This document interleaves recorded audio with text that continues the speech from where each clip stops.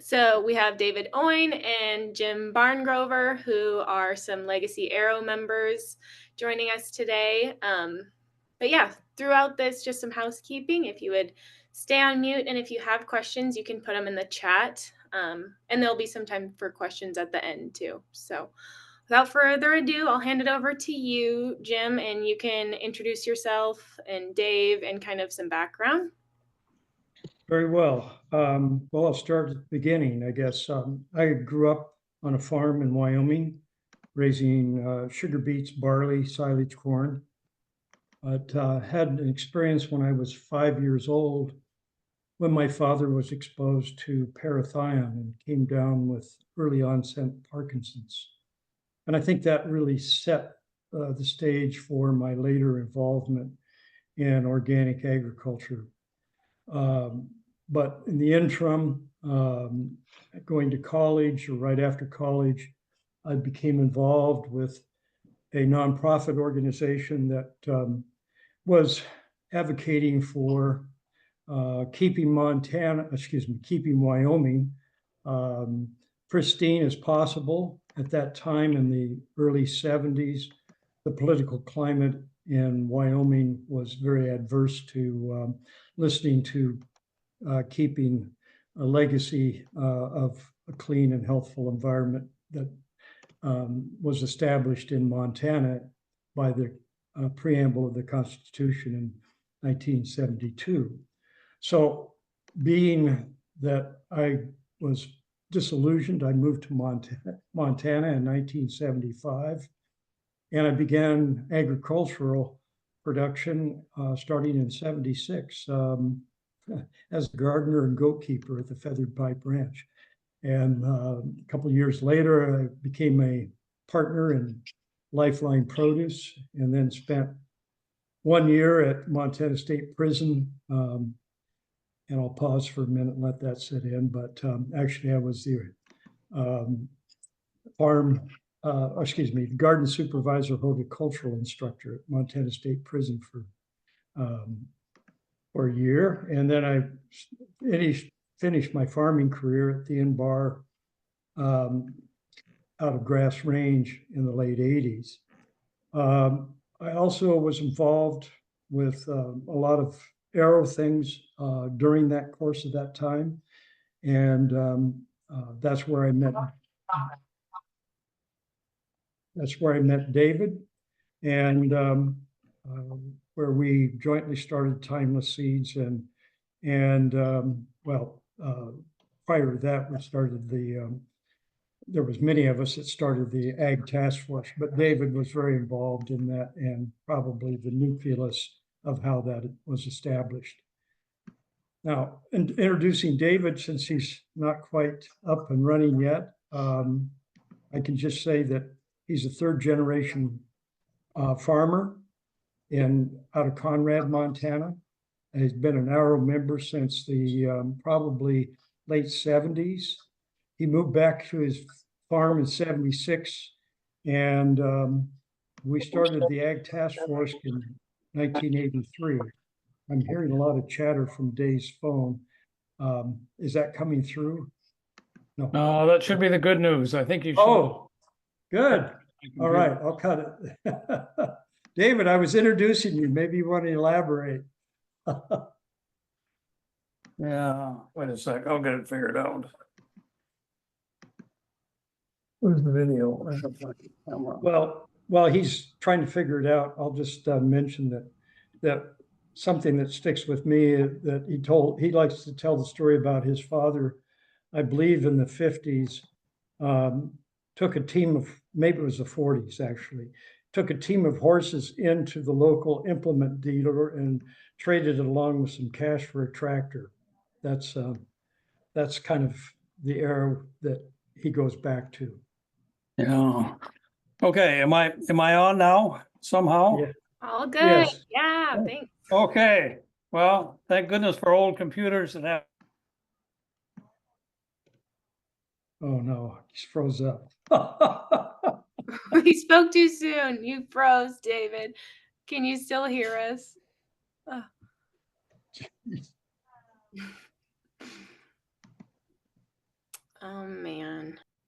Yeah.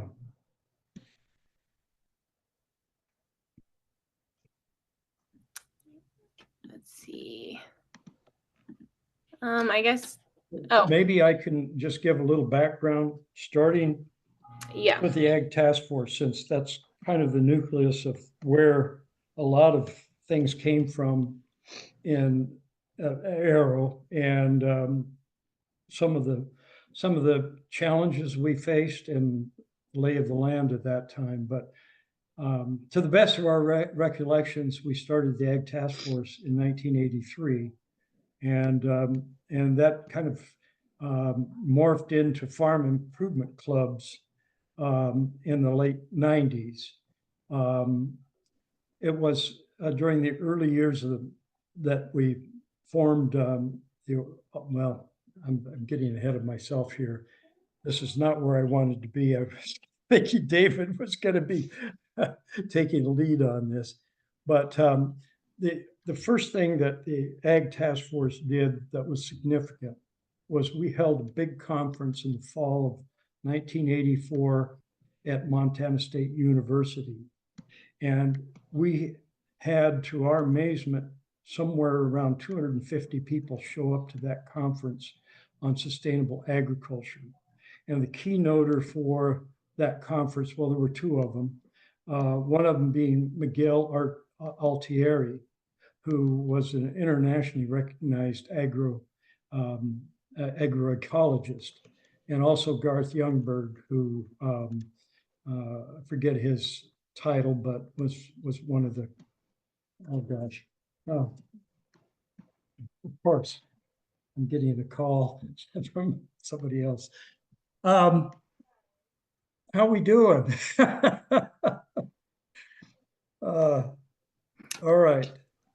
I think you can continue to go. I'll give Dave a call and try to help him. But in the meantime, I guess if you Okay, want, I will go ahead and read some of this. I wasn't planning on reading, but I think it'll give you're a good. better lay of the land. Okay, sounds good. Okay, so the Ag Task Force was formed out of both necessity and opportunity. Members were primarily Montana farm kids born during or after World War II who were products or influenced by the 60s counterculture, the civil rights, women's liberation, environmental, and back to the land movements in the 60s and 70s, and informed by the writings through J.R. Rodell, Aldo Leopold, Sam County Almanac, Rachel Carson's Silent Spring, which highlighted the dangers of pesticides on the environment and the chemical company's stranglehold on agriculture. Also, Francis Moore LePay's Diet for a Small Planet, which challenged certain agricultural practices and directly tied food to health, nutrition, and to a healthy planet. And the poems and essays of Wendell Berry, the key publications that influenced us in the 70s and 80s were Mother Earth magazine, Stuart Brand's Whole Earth Catalog, and Acres USA. All of that was both a call to arms and an inspiration for more environmentally responsible food systems that would increase rather than impoverish food and nutrition and food justice.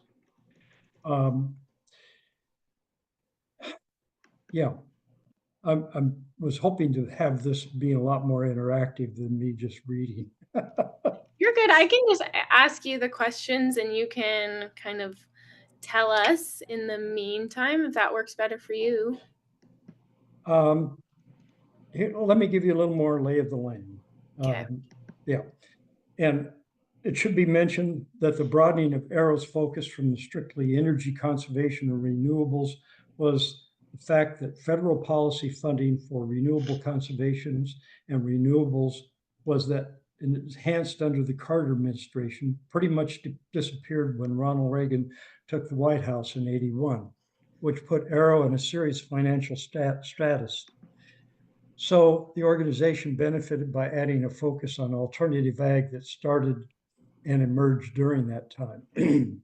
Lucky for us to add the AERO staff position in Helena's independent record caught the eye of somebody at the Land Stewardship Project in Minnesota who notified his friend by the name of Al Kirky, who was community organizer of the state. Al told me, and this is referring to David, that recently his research on AERO convinced him to apply because he was finally AERO was finally an organization that was not bitching and moaning about what was wrong, but coming up with solutions that would make things right. Al came on board just a couple months before the '84 conference and did a stellar job leading AERO's Ag Task Force between '84 and '88, and then out of necessity became the executive director of AERO from '88 to '93. Also, here's more background. Fossil fuel crisis, which due to wars and unrest in the Middle East and OPEC oil embargo, fuel rationing, a dramatic increase in fuel prices, increased by 100% between the mid-60s and mid-80s. Also, the farm crisis and federal farm policy of get big or get out under Earl Butz and others resulted in the loss of 250,000 farms across the U.S. Add to that the depletion of soil from 7 years of overcultivation and 7 decades of overcultivation and monocropping and agricultural pollution of surface and groundwater due to farm management practices, both requiring additional fossil fuel and toxic inputs and degrading the environment. So the next question that I try to answer here, or we will try to answer, and hopefully David will join us. Can you share some specific examples of how the task force, AERO Ag Task Force efforts influenced sustainable and organic farming practices in Montana during early days?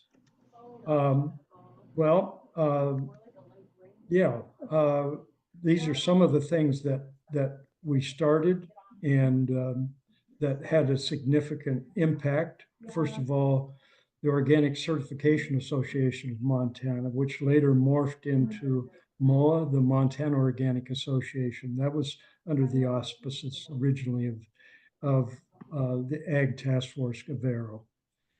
Farm improvement clubs that existed from the late 90s, which produced many sustainable ag tours across much of Montana, both west and east of the divide. We had held major conferences. I mentioned the one in '84. We had another one in '86. I believe that was also in at Montana State University. In '88, we held a cropping conference in Lewistown.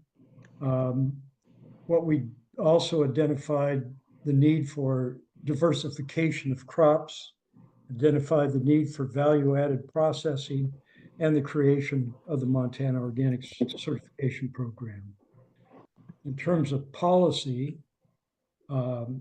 Montana legislative efforts that were significant that we were involved with was that we took a lead back in '85, I think it was. We became the 4th state in the nation to have an organic definition bill. Also, a research priorities bill that was passed at that time at that legislature, I believe, or it might have been the next one, for research involving Montana State University having more involvement in research involving regenerative or sustainable organic agriculture. And another big one was in 1991 when AERO was very much involved in supporting the funding for a weed biologist at Montana State University. And I had the pleasure, I guess you'd say, of being the highly paid slick lobbyist for AERO. I'm sure you know that I'm being a little facetious, but I was involved in that, and I won't forget that the lobbyist for the Montana Grain Growers Association, Bob Stevens, at that time, when the House Finance Committee voted on it, it actually passed out of the committee. And Bob Stevens told me that he just never had them go his way, especially Mike Cadiz, who was chairman of that committee. And he was just kind of blown away by what kind of influence we had. But I didn't tell him that Mike Cadiz used to come to Lifeline Farms when I was there as a partner and volunteered to help us out. So we had a little inside track. And Mike knew that that could be very valuable for this whole state of Montana and agriculture. Well, hi, Robin. Hi, sorry. David is having technical difficulties. I'm trying to run through this and present. Maybe we could have it a little more interactive because I think I'm just talking. Jim, Jim, can you hear me now? Yes. Hey, good. Sorry, apologies to everybody. My old computer was being goofy, so I bought a new one. And for some reason, I could not get the audio to work on Zoom on that. So anyway, I'm on the old computer and hopefully that holds out now. Okay. Well, David, I introduced you and I went through the first three questions. We just were going to number 4 if you want to pick that up or however you want to interact. Through. That's good. Okay. I need to find number 4. Oh, some of the most significant, let me change this camera maybe. Well, you look much better now. You're kidding me. You've never said that before. Okay. So some of the most I better get my glasses. Yeah, right. So we were going to address some of the most significant hurdles that we faced advocating for sustainable ag in Montana. I think one of the first things was the federal policy, or one of the biggest things, and this was a time of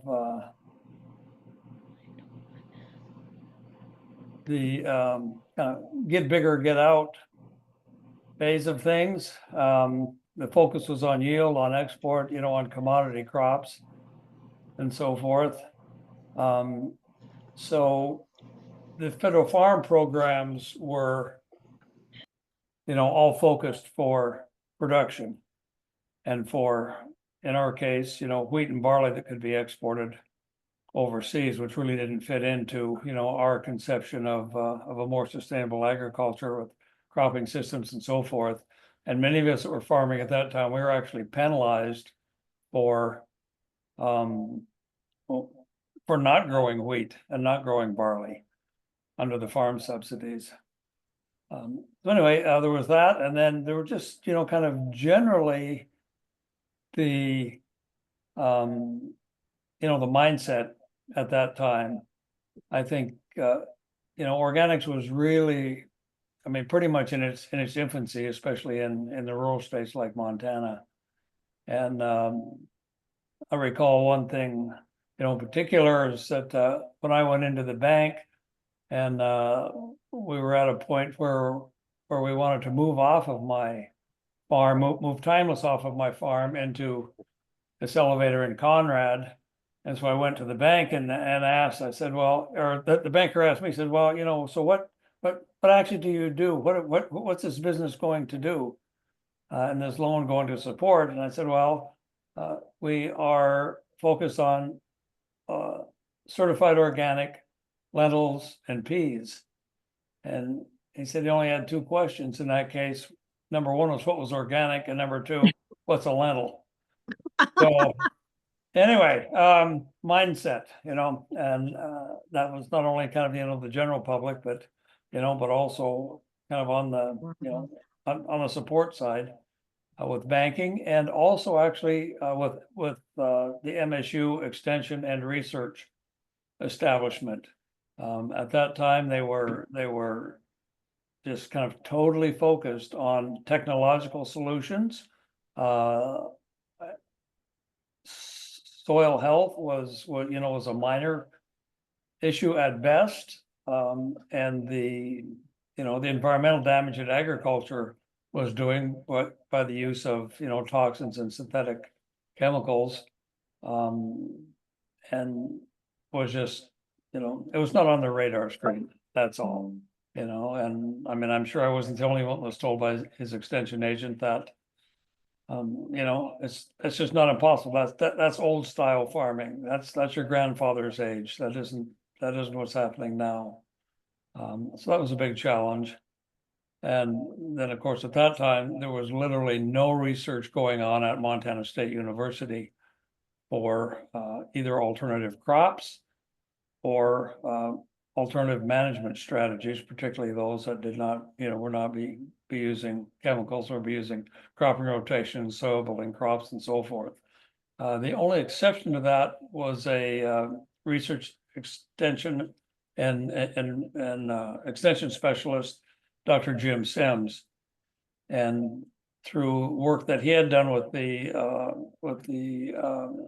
UN overseas, he had discovered, or kind of rediscovered, I guess, the incorporation of legume crops, both soil building crops and edibles, nowadays called pulse crops, but lentils, peas, chickpeas, beans, that had been used for centuries and were still being used by many of the third world countries, and some of which he was assigned to assist. And the fact is that he probably learned as much from those farmers as he taught them. But he brought that back to the university, and he worked at MSU as a researcher and extension agronomist from the late 60s until the mid 90s. But he was the one exception, and for the following couple decades, Jim Sims was really, the mentor to our farmers. I mean, to ourselves, the founders of Timeless, and and to myself. We did armed farm field experiments and had field days and so forth with some of these alternative crops. And Jim actually made the prediction that someday you're going to drive down gravel roads across Montana and you're going to see lentils on one side and chickpeas, or peas or dry edible peas on the other side. And I mean, he was literally, I mean, basically an outcast at Montana State University for even, kind of proposing that something other than wheat and barley would be important for the Montana economy. And it took a long time for that to come to pass. And to a large extent, I think some of that was just the fact that we developed, a very good rapport. All the members of the Ag Task Force, and Jim became, a regular member that would come to those task force meetings and would also guide us in our on-farm experiments, and would even show up on our field days. So he was the one at that point. He was the one light, I guess, that we saw at MSU Extension, Research and Extension. Otherwise, I mean, it was pretty much a dark hole for us. Then, of course, back, so, say in the 1980s, that was what, 45 years ago, there was really very little market for any alternative crops that were grown in Montana, right? If you're growing wheat or barley, you could just haul it into the elevator, sell it, get your money, and that would kind of be the end of farmers' connection to its food. And of course, over the years, that has matured dramatically as far as the kinds of crops that are grown in the state and the markets that developed that support the production of those crops. Let's see, what else do I have here? Nice. That kind of leads us into the next question of How do you think the agricultural landscape in Montana has changed since the early days of the Ag Task Force, both in terms of public perception and on the ground practices? Yeah, Jim, do you want to start with that? Well, okay. Um, what has really changed is the kind of crops that are grown in terms of the larger landscape, where lentils and chickpeas, as David had mentioned, are now Montana's the #1 producer of those crops, and that there are a lot more people that are emphasizing rotational and incorporating rotational crops that make their own nitrogen and provide nitrogen for subsequent crops. And certainly lentils and peas and chickpeas do that. In terms of specialized crops, I think there have been a resurgence, but it's still relatively small of smaller or mid-sized farms that are growing for markets in Montana. And one illustration of that is that back perhaps in the early 90s, mid 90s, there were maybe a dozen farmers markets in Montana. And today it looks like there may be 70 or more. Also, there are more natural food stores and community supported agriculture projects. And there's more processing facilities. And one that we're very familiar with is Timeless Seeds that evolved in the 80s and 90s and 2000s. There's a lot more research going on at the university on regenerative, organic, sustainable agriculture. Markets have developed not only locally and statewide, but nationally and internationally. The growth in organic markets continues to grow. I don't think there's ever been a dip since it's been measured. So it's one that has a very positive trend, but still it's a minority market. Yeah, I think, and just to add to that, Jim, the Montana Organic Association, which actually is an offshoot or a continuation of the AERO Ag Task Force. And I don't know, you may have mentioned this, Jim, when I was still struggling, but anyway, so the Ag Task Force started in 1983. And we did cover that. Okay, yeah, and we really continued, our work for a couple decades. But in the early 2000s, both the markets and the number of farmers that were doing organic farming had increased to the point that the Montana Organic Association was created in, I think it was 2002. And so they really, kind of took over a lot of the work that AERO was doing earlier on, as far as the policy, connecting farmer to farmer and doing the advocacy that the Ag Task Force was doing, that MOA was doing that beginning in 2020. Or no, 2003, I think. 2002 was the first conference, I think, that MOA had. So, and have been having annual conferences ever since, and attended by 150, 200 members. But this past year in Great Falls, they had a little section where they said, well, any buyers in the room that want to come up and introduce their companies and what they're contracting and so forth.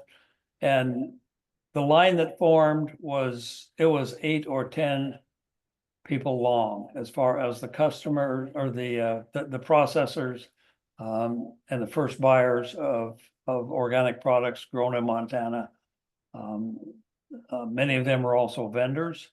But the point being that, back in 83, they're basically, with zero place to sell organic crops of any kind. And with the exception of a few natural food stores, but and then now there are many companies, both Montana-based and outside Montana-based national and even international companies now that are coming to the Montana Organic Association meeting looking for crops that are grown in Montana. So, I mean, that's huge. I think one of the things that we learned over the decades is that if there's a market, farmers will figure out how to try to fill that market. And that was really one of the strengths of the Ag Task Force early on was identifying some of the gaps in the system, if you will, which was the ability.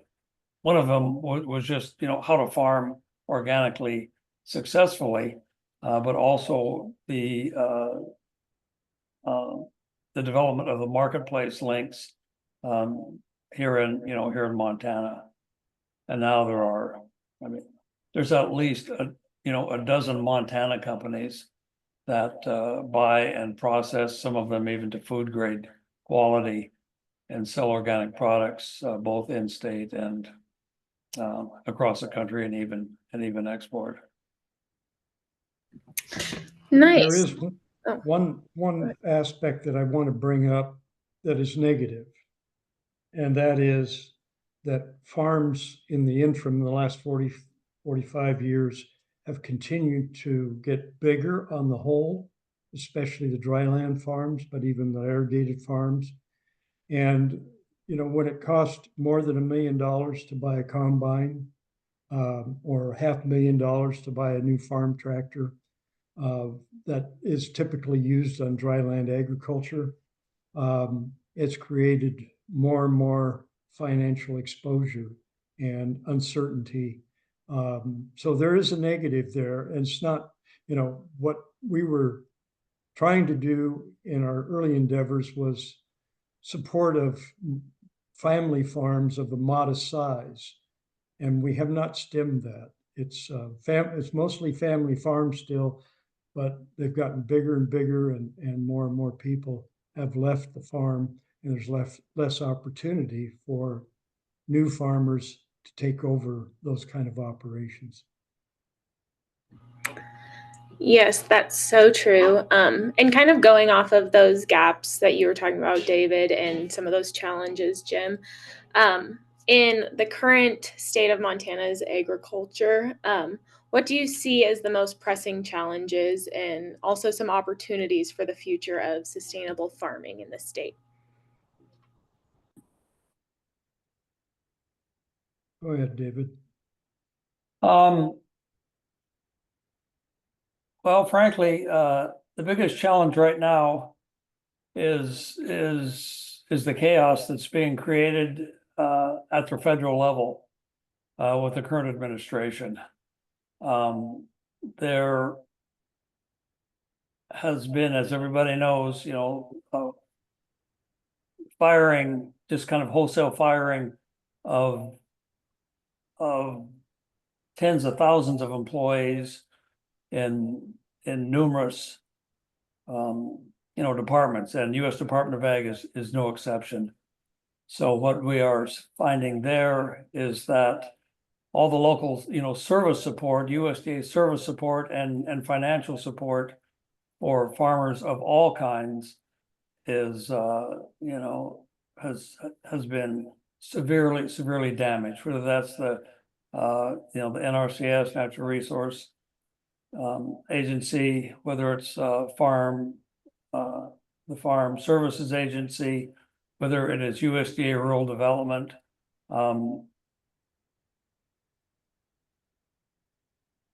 Those have all been gutted, frankly, and it's going to have a very negative effect, and is already, on the support for all agricultural enterprises in the state. at this point, I don't think that the National Organic Program has been, has been targeted yet by Doge. But we can only assume that it will, and we can only assume that, support for the organic program. And probably I've actually heard rumor that the organic certification program, the National Organic Program,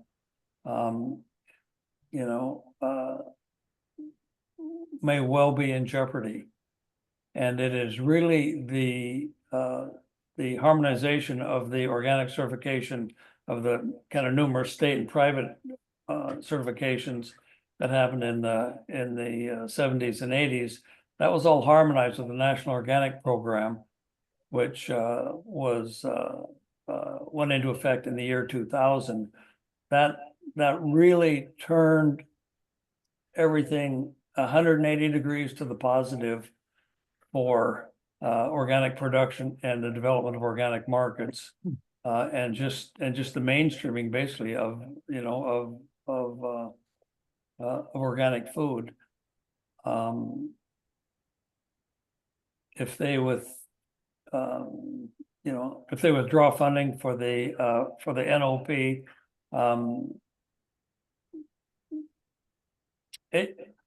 it's going to cause chaos. I think over time, I mean, probably, private certifiers may come in and fill the gap that's created, but the both U.S. Department of Commerce and U.S.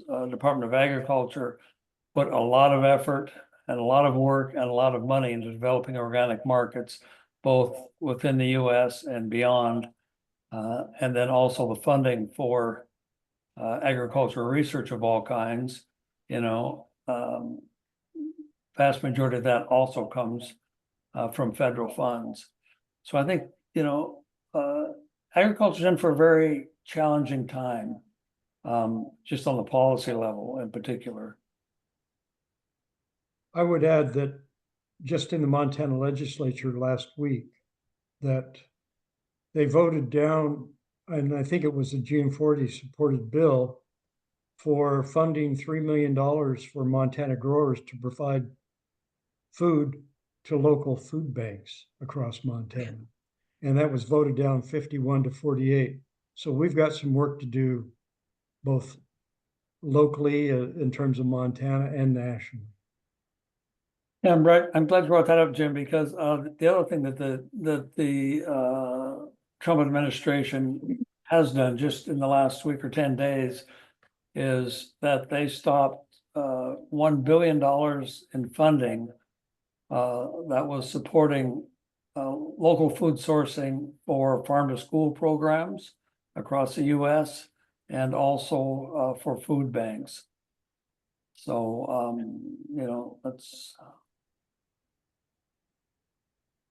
that's a challenge. That's a huge challenge that, we're all going to have to face and we're all going to have to deal with. Hopefully in the end, we sort of figure that out. And, we don't need the federal government anymore for farm to school to actually work. But an AERO member, one of our good friends, Aubrey Roth, was really a leader in the development of the farm to school program for the state of Montana. And then within the last year, she took a federal position to do the same thing. And of course, she lost her job in the first round of firing a couple of weeks ago. So it's no small thing.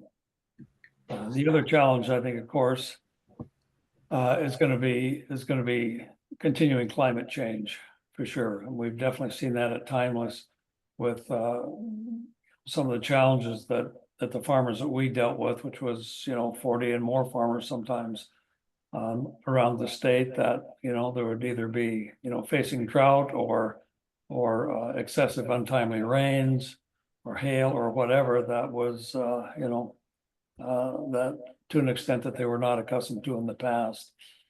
So focusing on climate smart agriculture. It's going to be a challenge, you know, and maybe it's also going to be an opportunity.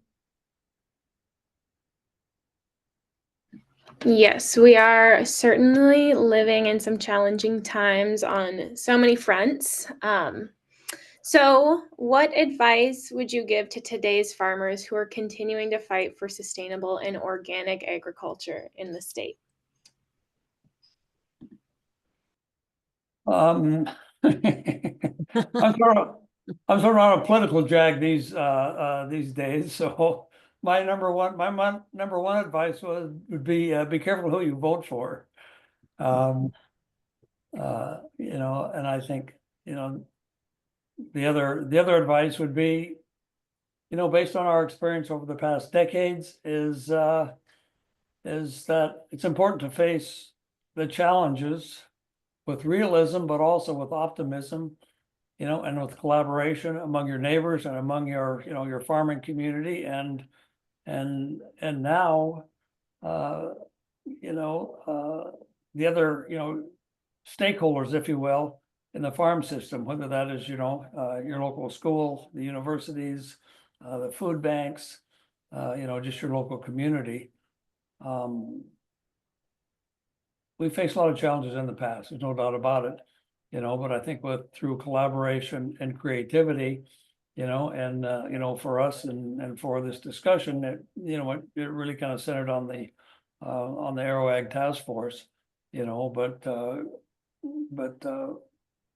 those opportunities, you know, were developed and then by AERO, and additional ones are being developed by AERO and others now to, you know, to join together and combine resources, combine wisdom, combine experience and creativity, and you know, do it together. As Casey Bailey is somewhat famous for saying, being quoted by Liz Carlisle in the Little Underground, what he learned was that you can't do it alone. You know, and I think that's certainly the case going forward. So true. So true. Do you have any advice, Jim? And then we'll open it up for questions. Well, I don't know that I can add anything that's very pertinent other than on an individual level, continue to support local foods and invest your dollars where your mouth is. And as Russ Salisbury would say, eat AERO. Yeah. Yes, love that.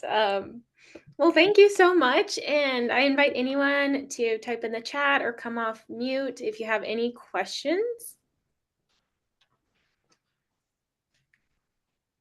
Don't be shy.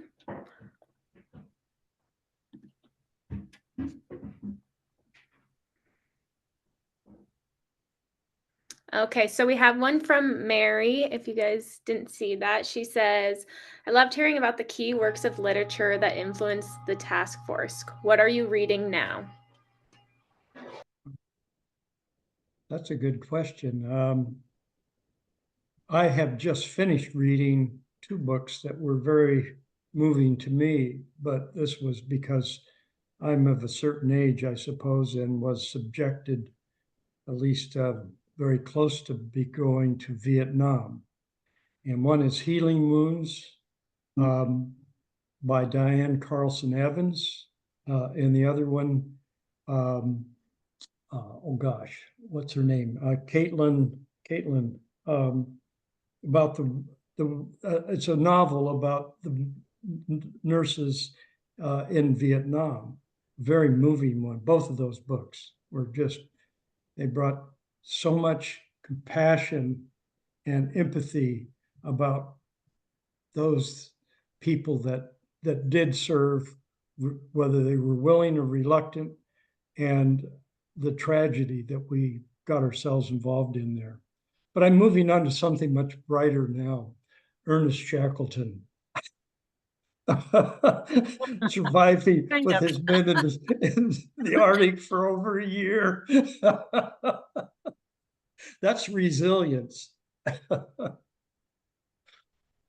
That's good. One of the books that I am reading is called Future Gen, which actually was recommended and has been promoted by our own Robin Kelson.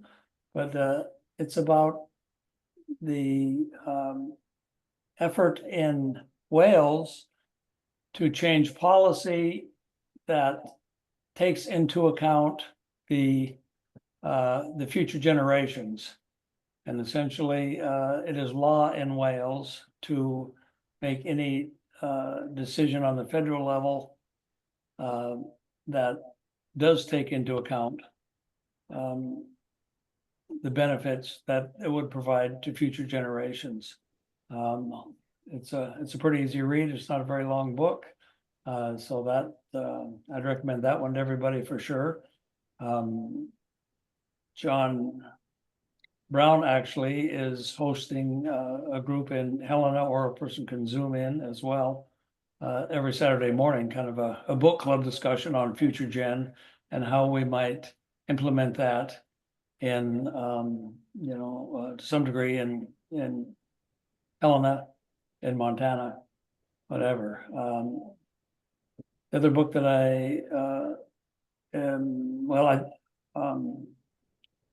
I just finished the Service Berry, which is written by somebody have to remind me, Robin. Gimmer Wall. Yeah. Anyway, also the author of Breeding Sweetgrass. That one, that's a great book. As far as taking into account and understanding the reciprocity in nature and how we might, implement that in our own lives and in our own activities. And I think it maybe came from the recommendation from that book. It's a book of it's called Donut Economics by her last name is Rawworth. Can't remember the first name. Anyway, who it's a long book, but it's subtitled something to the effect of how to think like a 21st century economist.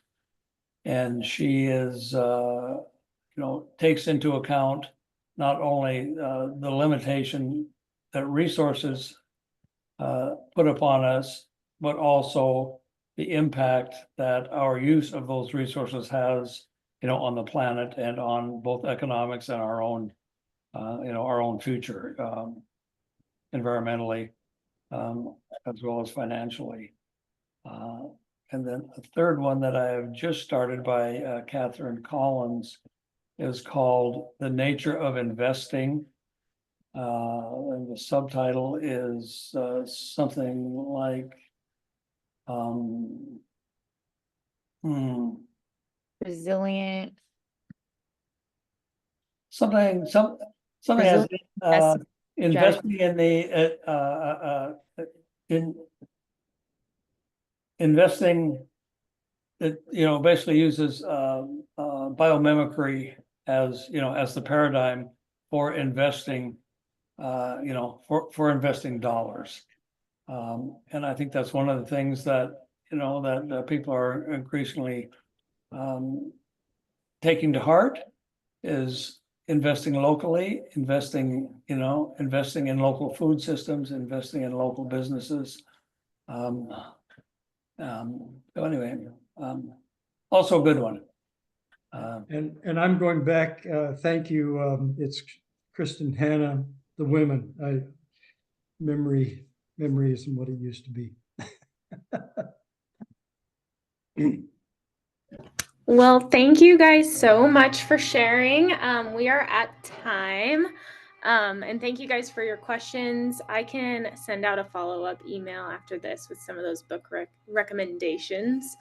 But yeah, thanks everyone for joining us. We'll have another event next week on Wednesday if you want to tune in there too.